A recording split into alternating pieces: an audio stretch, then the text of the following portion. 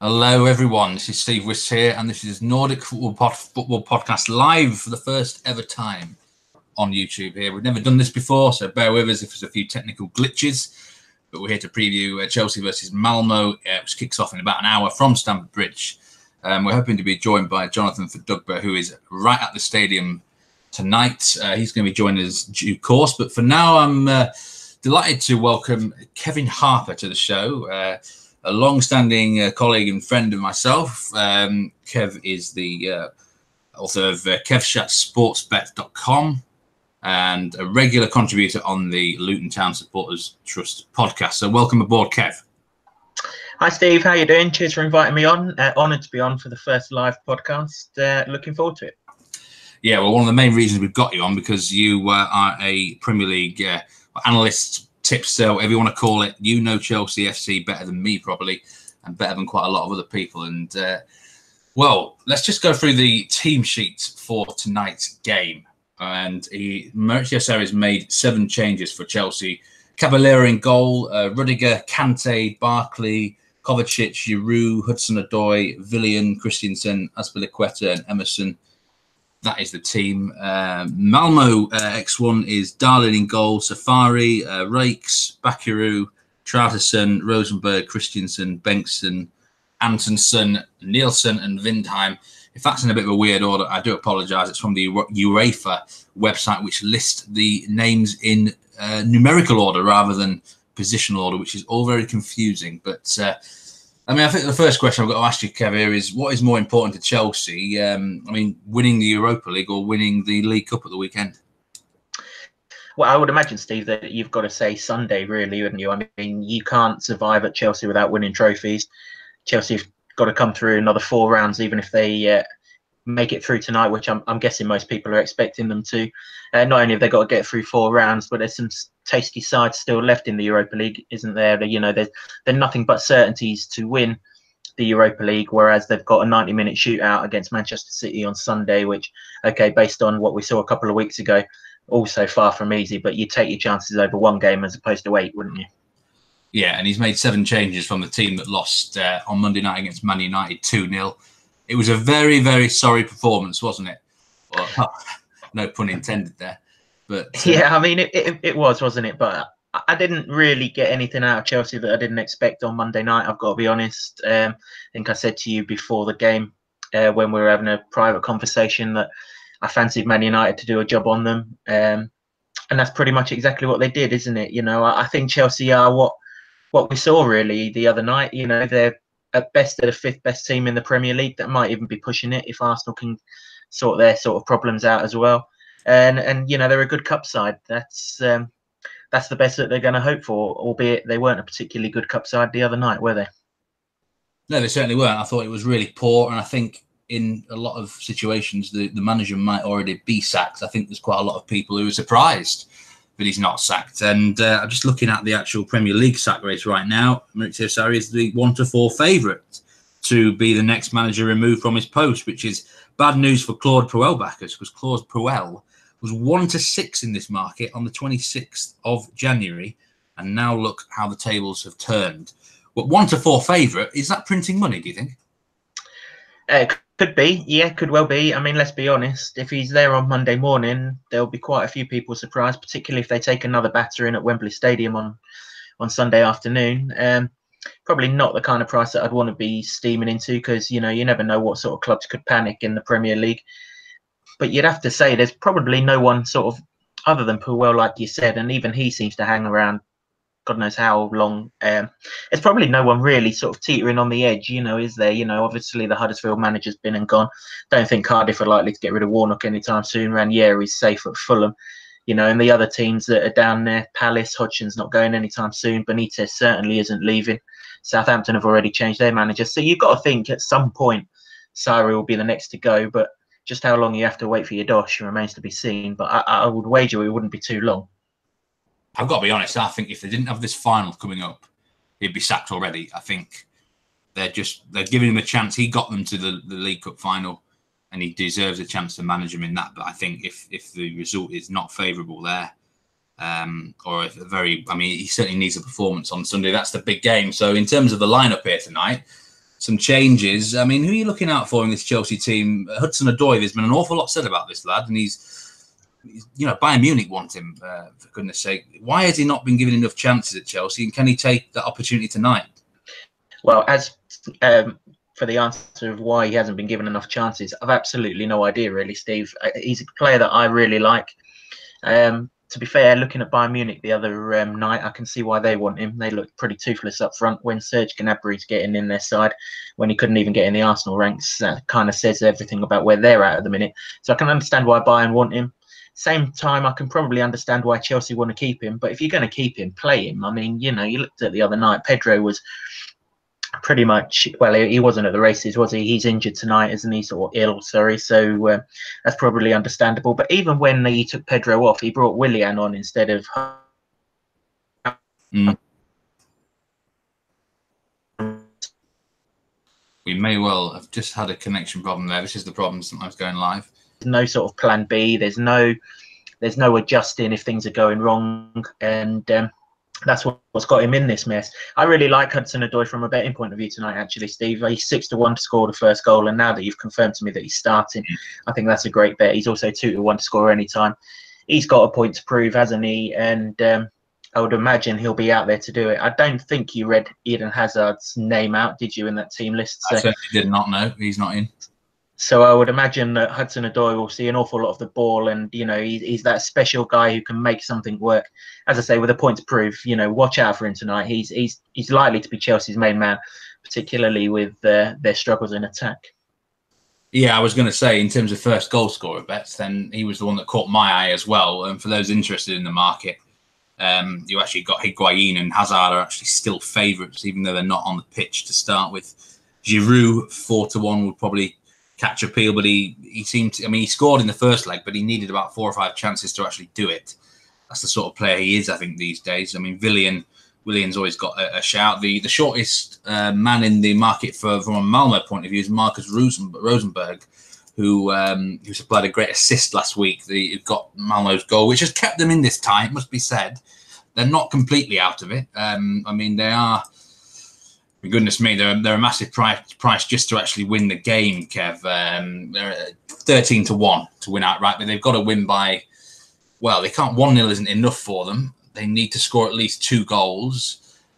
Obviously, you're not a follower of Malmö. I mean, that is more our speciality point of view. But I mean, this would be a huge shock, wouldn't it, if they actually even won on the night by, say, 1-0.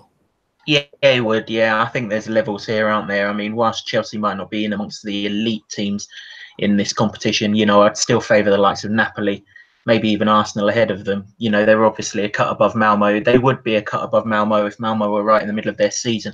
But the fact that they're only just starting out their league season, or their domestic season, sorry, obviously won in the cup at the weekend against the lower division side, but they weren't exactly convincing by all accounts on that score. So. And obviously they weren't fantastic in the first leg last week, were they? I'd be surprised if Chelsea don't win this game, but I'd also not be surprised if they, if they are beaten or if they're held to a draw or something, particularly if their minds are on Sunday. But the fact that Malmö have got to score twice tonight only further adds my sort of thinking behind Hudson-Odoi to score first. He's going to get some space in behind that Malmö defence, isn't it? They can't go and park the bus and hope to score one on the break. That's not going to serve them well. And to be fair, from everything I've seen of Uwe Rosler's sides when he managed in England with Brentford and Wigan, he doesn't set his sides up to contain anyway, does he? So, I'm expecting Hudson-Odoi to have a really big match. I'm expecting Malmö to have a go. Why shouldn't they? They've got nothing to lose. But I'd still be surprised if Chelsea don't win on the night. And that was something that was mentioned before the first leg from Uwe Rosler, that they were uncomfortable about the idea of parking a bus. And to be fair, he actually lived up to that. He didn't park any bus. At the start of the second half in the first leg, Malmö were all over Chelsea. First 10 or 15 minutes, and it looked for all money that they were going to get the next goal to make it 1-1. And then that's when Chelsea got on the sucker punch, making it 2-0, and then it could have been 3 or 4, to be fair. Malmö kind of collapsed after that, but they showed in that first 15 minutes of the second half, and I suppose in the first half they were quite competitive, they weren't outplayed. They can cause sort of some problems. It looks like a 4-4-2 formation, according to the numerous websites that I've looked at. It looks like Marcus Rosenberg is going to be up front with Antonsen. He's going to have outlets up there. I think they're not going to have much possession. From what I saw the first leg, Chelsea will probably dominate possession. They're going to have to try and counter-attack, even though Rosenberg isn't the fastest player. He's a canny, experienced, campaigner in Europe. He can get in some very good positions. He's got a good, intelligent brain. He can lay off some good balls. They're probably going to need some of the wide players to make some runs in there. And they've got to be clinical when the chances come from set pieces. They need to have a proper go. In terms of match odds, Kev, we've got Chelsea at 1-3 favourites. Would you be lumping on? No, I wouldn't, Steve. No, I mean, I wouldn't, to be fair, even if this was the first leg, because, Sarri said for the last month or so, hasn't he, that he just can't motivate his players. And I don't know what the crowd's going to be like at Stamford Bridge tonight, Steve. I wouldn't think it's going to be anywhere near full. But, if Malmö start the game okay, or, if Malmö sneak the first goal, you can see the crowd really getting on Sarri, in particular, Sarri's back. And, just like they did on Monday night. And I'm actually a little bit gutted, Steve. As you know, I'm a massive Luton Town fan, and we nearly had them in the cup.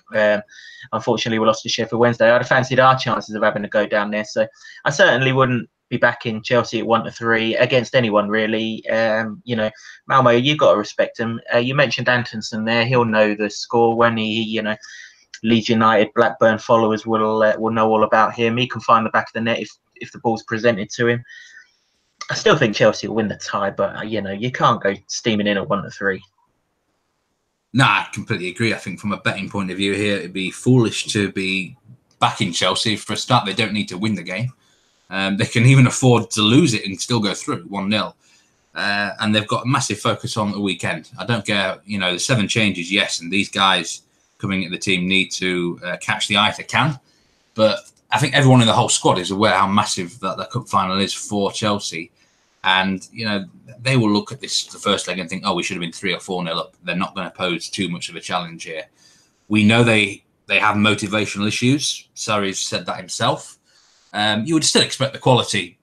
They'll have too much quality, I think, overall. Yes, if I had to give a predicted scoreline tonight, I would say something like 2-1, maybe 2-0 if Malmö are quite toothless. But and it's the same in the over/under market. If you want to back over 2.5 goals, it's actually odds on about the 1.6 range. It's just too dangerous, isn't it, Kev? Yeah, can't say I'm getting stuck into that either, Steve, to be honest.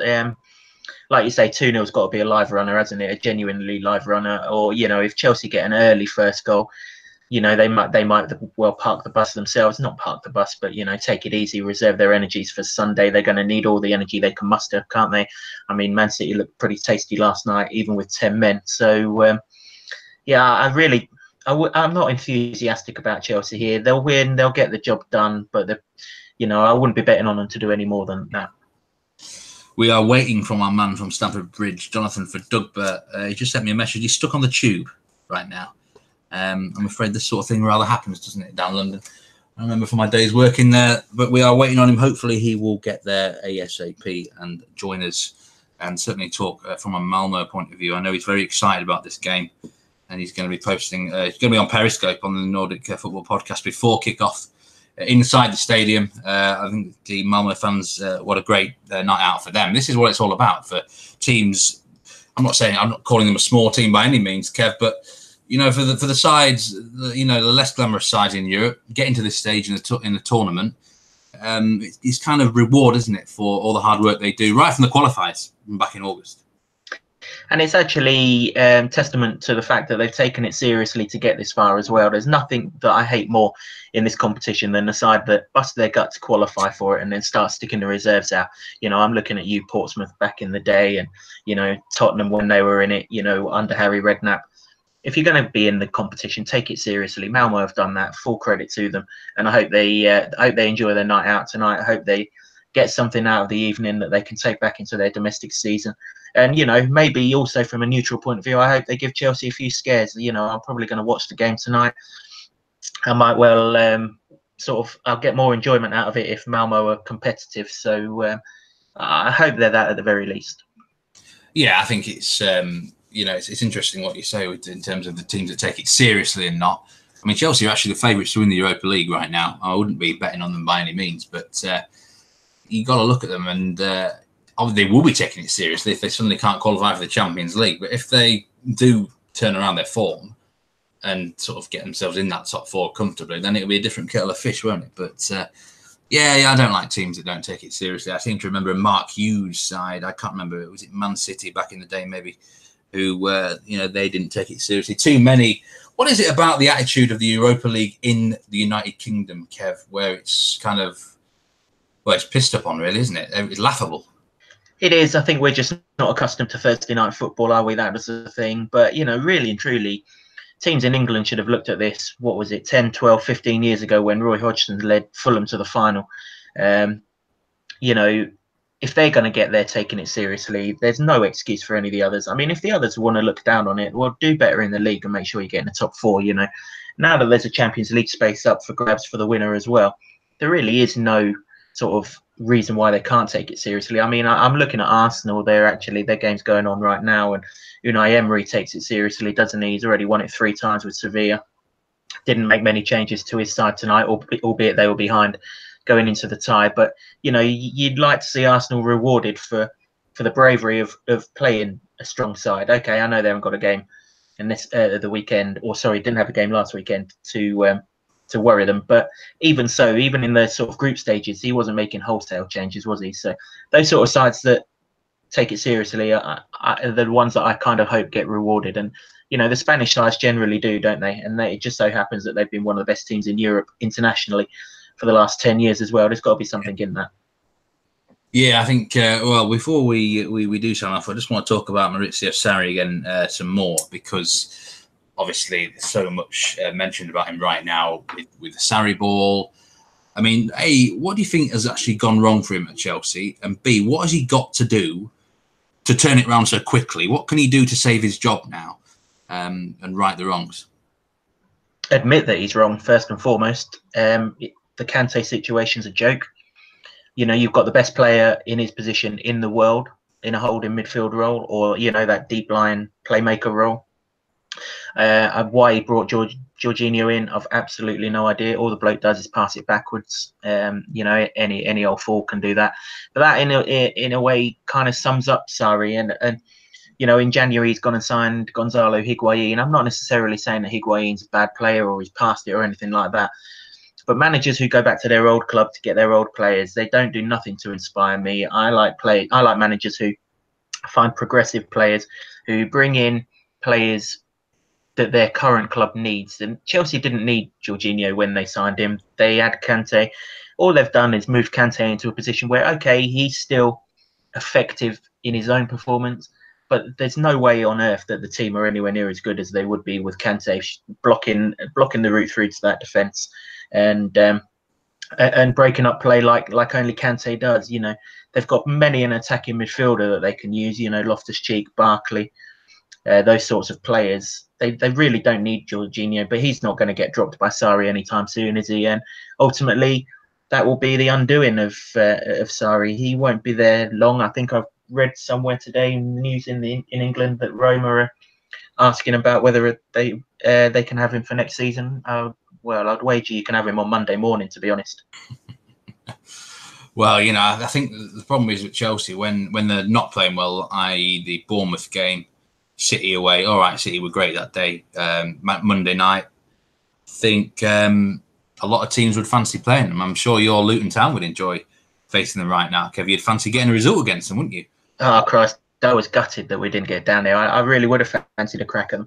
I mean, you mentioned that Man City game there, Steve, and they're in a nutshell highlights the problem that he's got. I mean, people have worked out Jorginho. You sit a man on Jorginho, you take away the supply to him. Defensively, he is terrible. Manchester United exploited that the other night. Both of their goals came from taking the ball off of him. He for me, is the big problem. Is he the worst player in that Chelsea side? No, he probably isn't. But he's taken the spot of Kante, who, he's head and shoulders above anything that they've got. He's the one they should be building the team around. Until Sarri does that, he's not going to get anywhere. And obviously, he's lost to Chelsea fans.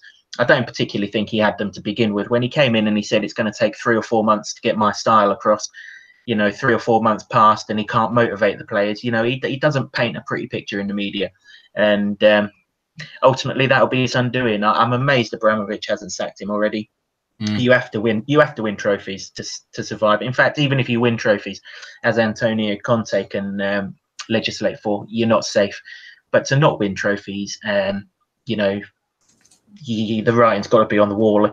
And to be honest, even if he does mastermind a success on Sunday, I still think he'll go. But what's he ever won? I was amazed they took him in the first place. I don't see him being around much longer.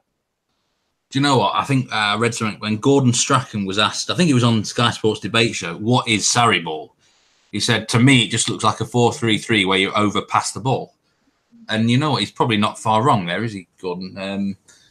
I think it has been found out too much. But and I just want to talk a little bit from a Malmö point of view before we sign off. I've heard from Jonathan Fadubga. He's delayed. He's not going to be able to join us, but he is going to be doing a Periscope from the ground on the NFP account. So look out for that when he gets there. But I just want to talk about Malmö because I know we've got a lot of listeners from Sweden right now.